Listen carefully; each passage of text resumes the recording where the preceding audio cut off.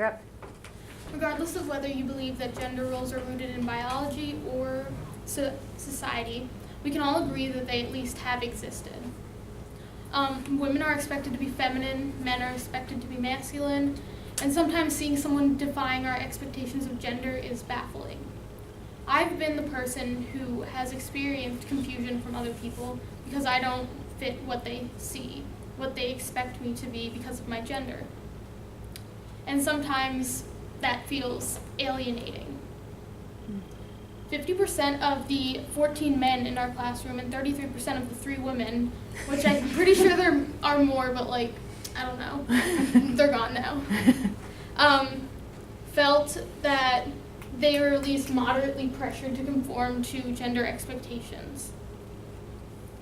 And some expectations that women face are that they are sensitive and emotional, they're a caregiver, they're better parents, and they're physically inferior to men, while men are supposedly emotionally controlled, the breadwinner of the family, worse parents, which isn't necessarily true, and physically superior.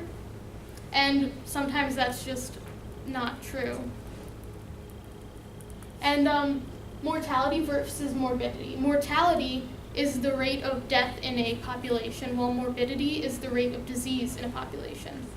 Men face more mortality rates, higher mortality rates per population, with about 887 men per 634 women dying out of a population of 100,000 in Pennsylvania, and a little bit less in the United States. And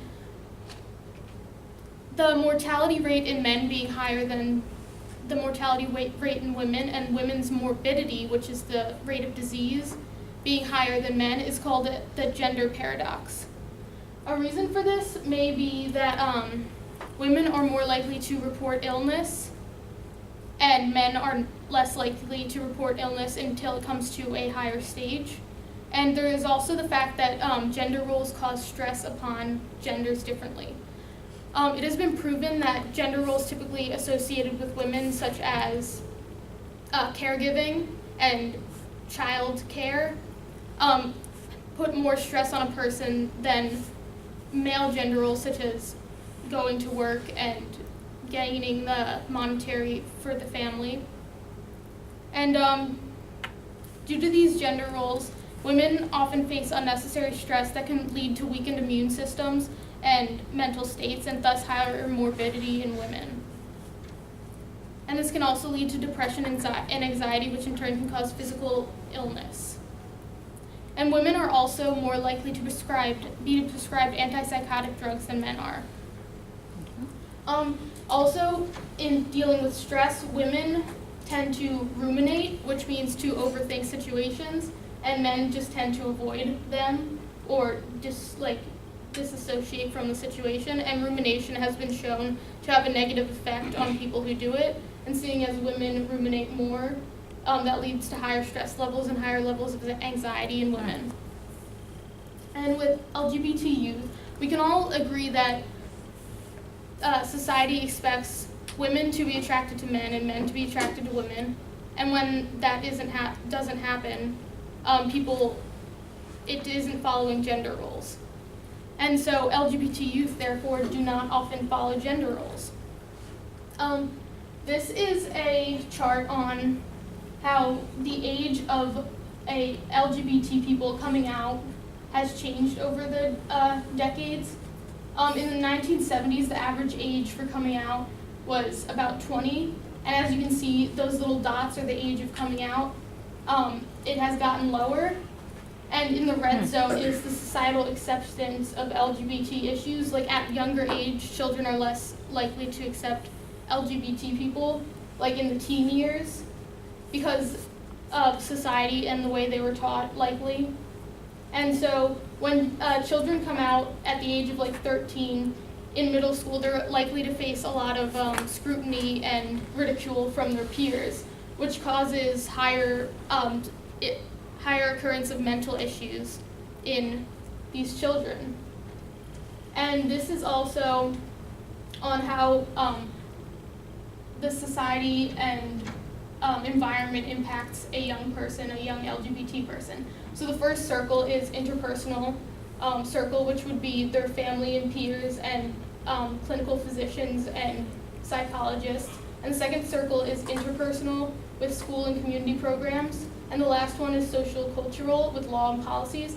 It has been proven that societies that accept LGBT youth and have a good support system, that young people are 2 times less likely to idealize suicide and report suicidal ideation. And on average, LGBT youth in bad situations are 4 times more likely to be diagnosed with mental illness and 3 times more likely to attempt or commit suicide. And for satisfaction, I would say fight your expectations of gender. When you look at someone and you think that's not how they should be, when they don't look the way you expect them to be, or they're not acting the way that you expect them to be, just think, well, that's how they are, that's how they will be, and I can't do anything to stop that, and I shouldn't. When I was a kid, I remember being like 10, I saw a man with hot pink nails, high heels, fishnet leggings, and long magenta hair, and I thought that was really strange, and I laughed at him and I pointed at him with my friends, and I saw how that affected him. And I realize now today, after being the subject of ridicule in middle school, being called a lesbian and just a boy, I realize that that kind of alienation and ridicule is very negatively affecting and is not okay. And I have a lot of friends, I guess because our experiences brought us together, where all of us have been ridiculed for our expression of gender and our expression of self and have been made fun of.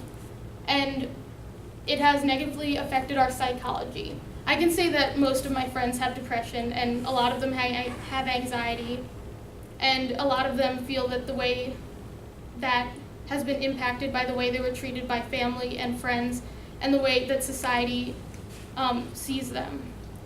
So what I want you to do is just respect people and not expect people to be the way that you want them to be, because they're their own individual person. Thank you. Okay.